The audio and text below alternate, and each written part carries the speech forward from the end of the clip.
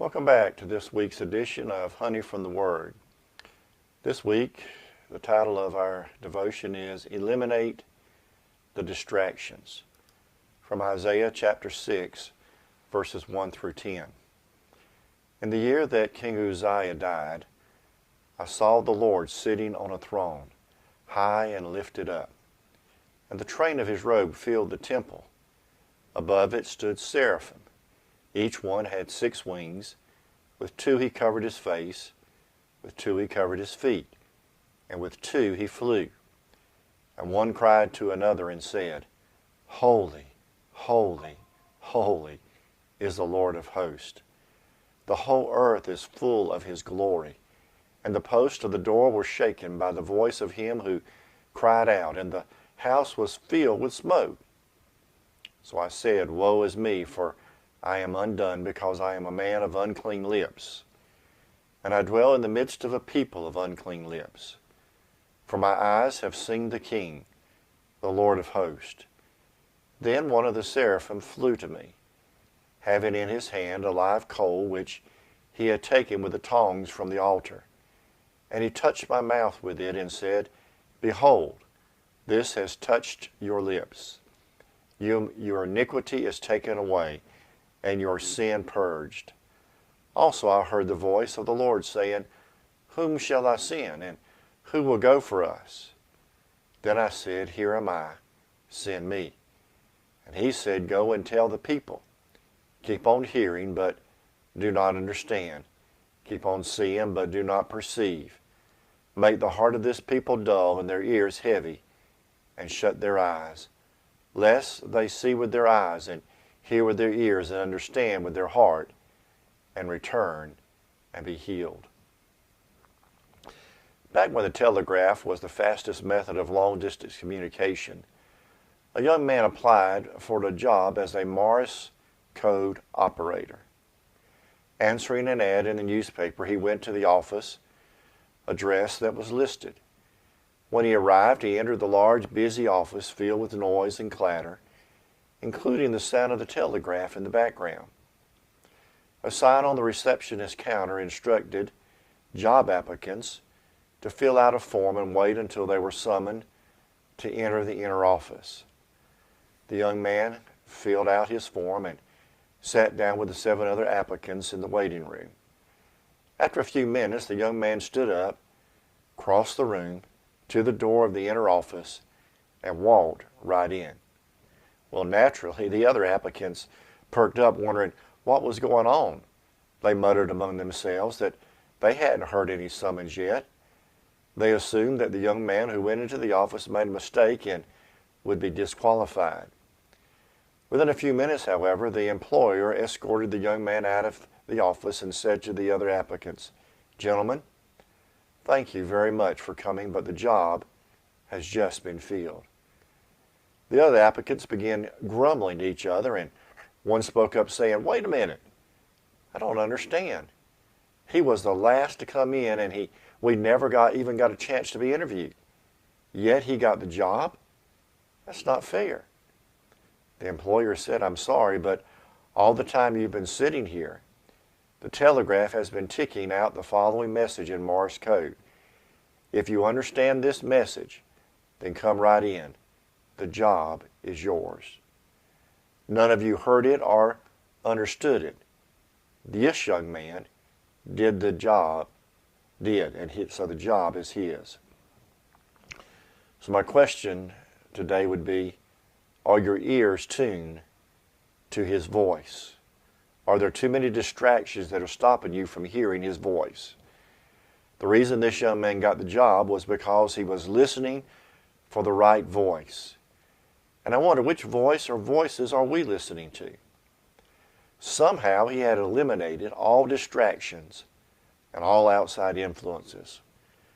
While others were talking among themselves, the small, unobtrusive voice of the telegraph machine went unnoticed. Even though the quietest sound, it was the most important sound in the room. And the one who heard it was the one who eliminated all outside influences and distractions. Hear this. The ones who will hear the still, small voice of Jesus are the ones who will eliminate distractions. In order to hear what God is saying, we must remove all distractions and keep our eyes on Him.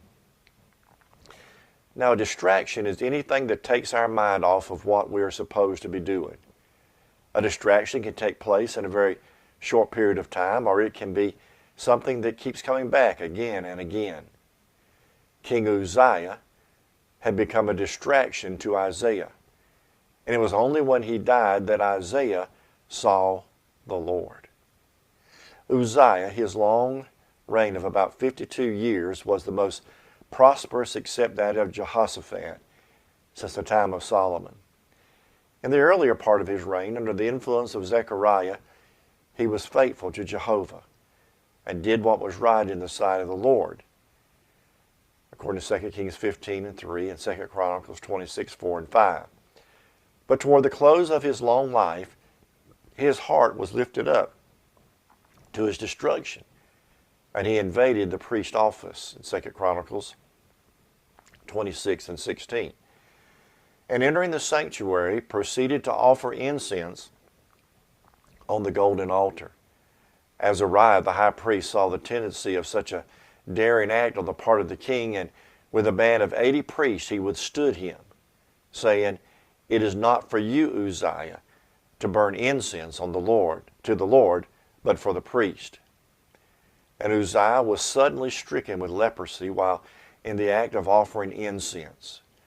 And he was driven from the temple and compelled to reside in an isolated house to the day of his death. You see, Isaiah was the king's cousin, and he had the inside tract. He was the king's preacher.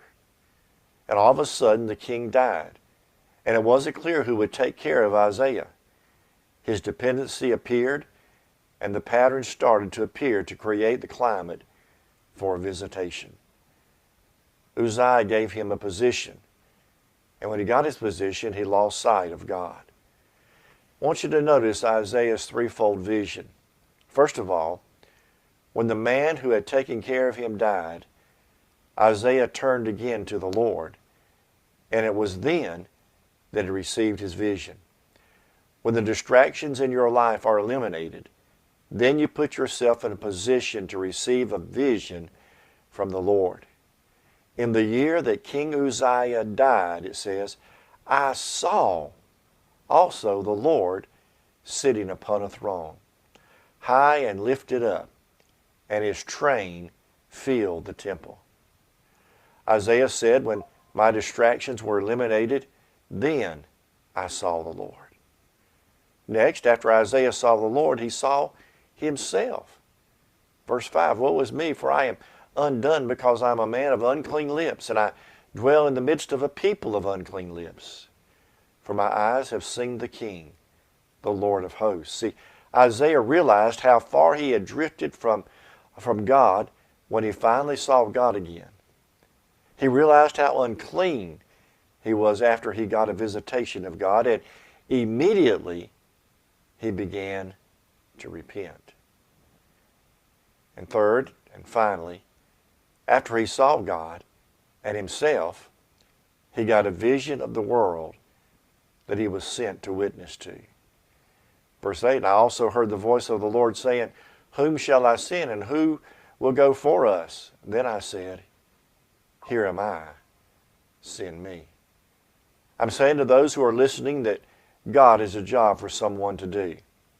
There's a work to be done, and the position is open. Who will fill it? It will have to be someone who can hear the voice of God through all the distractions of the world. So I ask you today, amidst all the things that are going on around us, whose voice are you listening to? There are so many distractions. May we eliminate the distractions so that you and I can hear the voice of God. May God bless you this week.